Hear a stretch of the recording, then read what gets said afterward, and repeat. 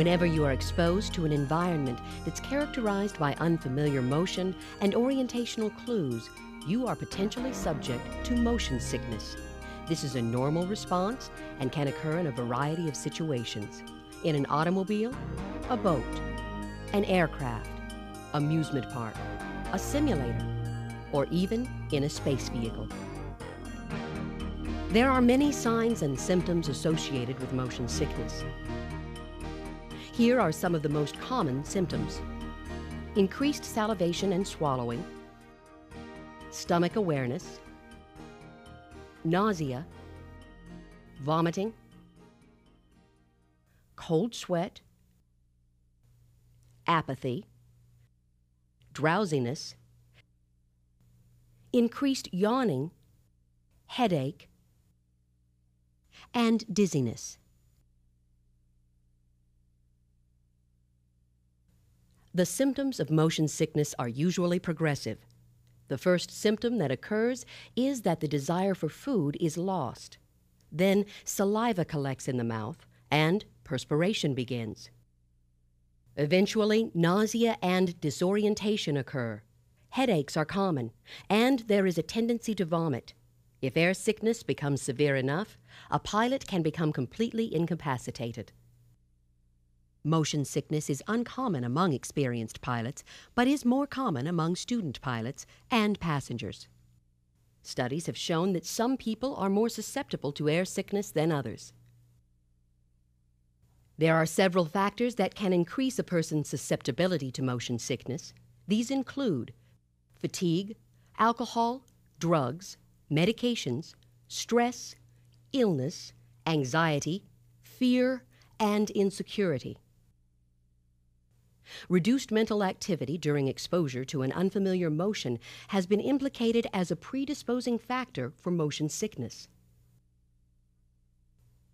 Pilots who keep their mental focus on the task of flying are less likely to be affected by motion sickness because their attention is occupied. A good example of this effect is when a student pilot at the controls does not get airsick, but the experienced instructor, the one doing the monitoring and not at the controls, does become airsick. My plane. Okay. Motion sickness can be extremely uncomfortable and impairing to any pilot. During flight, it can jeopardize a pilot's proficiency and safety. Flying operations which require peak pilot performance should be exercised with extreme caution if air sickness has become a factor. Examples are instrument flight conditions, equipment malfunctions, emergencies, final approach, and landing. A pilot who is susceptible to motion sickness should not take any prescription or over-the-counter medications that eliminate motion sickness. Such medications can cause drowsiness or can affect brain functions in other ways. Research shows that anti-motion sickness medication can cause a temporary deterioration of navigational skills and can hamper other tasks that demand keen judgment. A method that has proven effective in decreasing one's susceptibility to air sickness is simply to increase exposure to flying conditions. In other words, fly more often. This will make you less likely to develop air sickness. If motion sickness should occur when you are piloting an aircraft, there are some helpful tips that can lower the discomfort. Open the air vents. Loosen any tight-fitting clothing. Use supplemental oxygen. Keep your eyes focused on a point outside the aircraft. Place your head against the seat's headrest and try to avoid any unnecessary head movements. When possible, cancel the flight and land the aircraft. Most people know if they are prone to air sickness.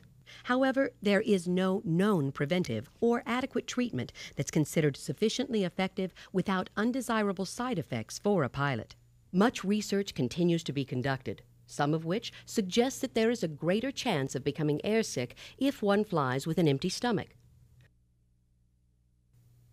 Simple foods that are tolerated well are recommended.